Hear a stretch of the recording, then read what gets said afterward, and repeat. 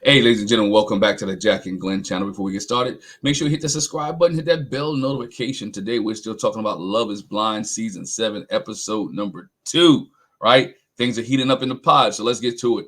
We see here in episode number 2, we see Hannah agonizing over her decision that she made to get rid of Nick D, right? She agonizing over the decision. She's thinking about what should I do? Should she not do it?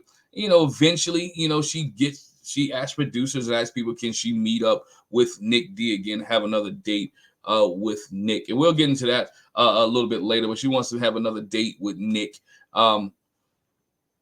Will it work out? Want to work out? Only time will tell, but we get into it. But we also get introduced here in episode 2. We get introduced to new cast members, right? We get to see new people, right? We get to see Steven and we get to see Monica, which, Steven and Monica have a great communication. They talk about emotional vulnerability. They talk about being honest. And Steven sometimes, in me, is a little too honest, right? I guess you want to be honest in the pods, right? But he's honest, man. He talks about how he cheated on his last relationship, how he slipped in somebody's DMs, right? Intentionally slipped into their DMs because he didn't think he deserved his partner. Well, if you don't think you deserve your partner, you talk to your partner. You break up with your partner. You don't cheat on your partner, right? But he said him and his partner kind of reconciled. They started going into therapy together.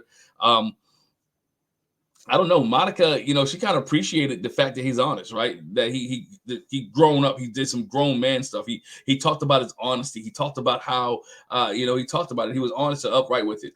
Some people have been a red flag, right? Some people would have walked out. Some people would have left. Like, hold up, you a cheater?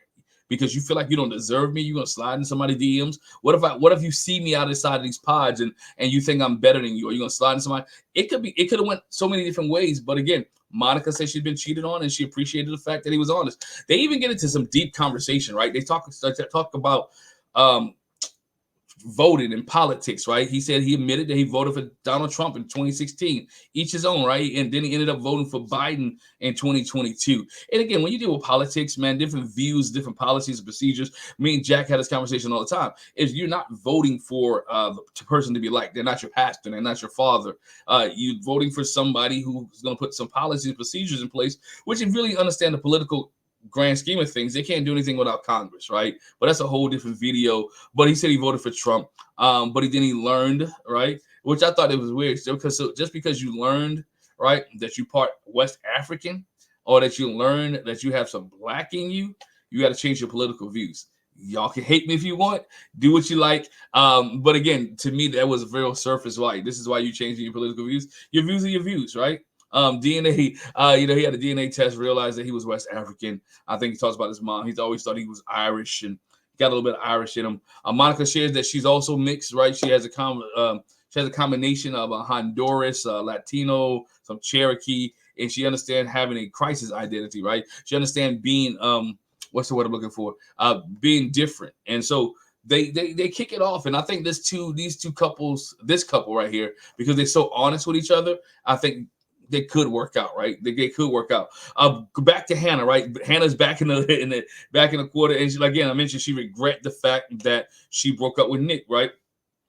And then you still realize you got Nick. For those who don't know, who didn't watch episode 1, you have Nick, you have Brittany, you have Leo, right?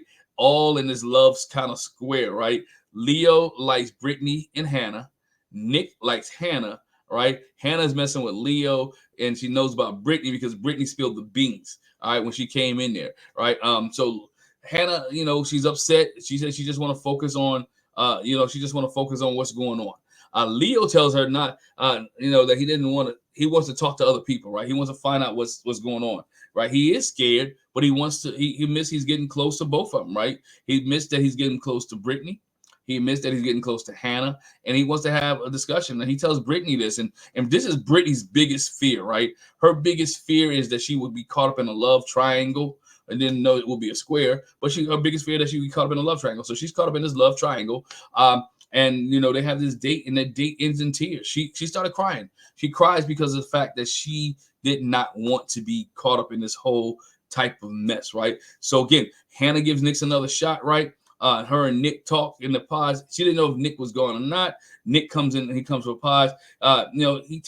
She tells him she feels like she's going insane. Nah, you're not going insane. You just have mixed feelings. You listen to everybody else in the pod. You listen to the girls in the quarters. If I'm Nick, I don't want a person who listens to other people, right? I don't want a person who sways based off the fact that other people say, oh, he's a player, that he's suave. Hey, you want somebody who's pretty cool, right? You should want somebody who's talkative, right? You should want it's an insecure, right? You don't want somebody who's a mute. But again, she apologizes for hurting Nick. She tells him she broke things off, a fear that he might end things with her first. What? If you like him, he likes you. Why would you break it off? The dude is telling, he poured his heart out to you. He tells you that he told you that he wasn't going to end it off. She has insecurity about the way she looks. Hey, if I'm Nick, I would have kept walking. But only time will tell. We see how this thing continues works out in the future, right? Nick tells her that he's anxious about the situation. He's ready to meet her, right? He's confident, right? He said, I sound confident. Maybe I sound confident, and maybe I'm saying the right things, but I'd be lying if I said I wasn't scared too, right? And, what if you don't like what you see? I have doubts too. It goes both ways. And he's pouring this out. He let her know that it goes both ways, right? You're not the only one with doubt, but I also have doubt. Then we see her switching over, talking to Leo again, and they both agreed to explore each other's connections and see where it goes, and a final win. All right, see how it goes to the end. Then we are introduced, right? We're introduced to what's her name? Marissa, right? We're introduced to Marissa. We see Marissa and I will see Bohdan, right? Bohdan shares that he's from the Ukraine, right? He said he originally born in Ukraine, and they both bond on the fact they love reading fantasy books and being in the fantasy world. They both have been in the military. Bohdan assures us and tells everyone that when the Ukraine war broke out, he took off to work. All right, broke off. He left. He took time off work to go there to help pulling from the military background to do some work. He grows emotionally, describing his parents' support. He had effort, right? Marissa starts to get in really empathetic with him. She starts to really love him and start to care about him. All right. Marissa also goes on a date with Ramses, right? Who tells her that she's been the top one. He says, you've been my top since day one, right? They're exploring their connection. Ramsey jokes that he's worried about ending up in a love triangle. Little did he know that he is going to be in a love triangle, right? But Marissa and Ramsey, they look pretty good. And then Bohdan and then Marissa are having great conversation. So we'll see where this relationship with these two go in the future. I think she's having a great time. Then we go to I'm going to call the main couple of the show, right? Episode 2. We saw the deep dive of Taylor and Garrett. I mean, they started exchanging gifts with one another. She gave Taylor an avocado, right? To tree to nurture. She likes plants, right? She gave him a tree, avocado tree to nurture. Also, Garrett gave her some honey, right? So she can make her favorite cocktail. And he's like, I really want some of that. The two talk timelines about kids. She said 5 to 10 years. I don't think Garrett was happy about the timeline for 5 to 10 years, but kids. But he went along with it anyway, right? He not really went along with it, but he told her, like, look, things have changed. That's a long time. We maybe can have kids a little bit late or early on in life, right? Then they start joking about, Garrett asked Taylor, would you be my girlfriend? She jokingly said, no. Nah, you can't be my girlfriend, right? But you can spend the next 2 hours trying to convince me to be your girlfriend. You can spend the next 2 hours convincing me to be your woman, to be your girl, right? He sends sunflowers, right? She mentioned in the first episode, they talked about her favorite flower was sunflowers. So he sends sunflowers to the quarters. She gets that. She gets emotional. She like, this is thoughtful. She tells the camera, she tells everybody else that she started to become her and Garrett are becoming much more than friends. They're coming more than friends, right? They're having a deepness in the deep connection, right? And we see, right, on their next pod date, right, she confesses to him that her mind is all on him. She confesses to him. She's looking forward to building life together with him, which leads to a proposal, right? They have a proposal. She's like, you've really been the perfect husband with all the words of affirmation. I don't know if I needed. I didn't know I needed. So thank you for being vulnerable and being persistent with me. Our connection is magnetic. And what happens? yo, he pops the question. He pops the questions to her, and she says yes. So we end this episode number 2, with Garrett and Taylor, right? Getting ready to be introduced. Get ready to be introduced to one another. Oh man, I forgot another couple. Sorry, I forgot another couple. We also get introduced to Tim and Alex in this episode. Tim shares that he lost his sister suddenly, and when he's younger, his younger sister, when it was younger, he wears a ring around his neck for her. He talks about his parents. He said he had a beautiful childhood, right?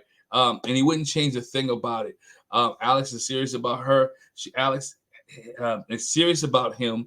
Alex also wants to be in a strong relationship, love marriage, don't want to be divorced. Both of them are strong-willed. We'll see how Tim and Alex progress later on.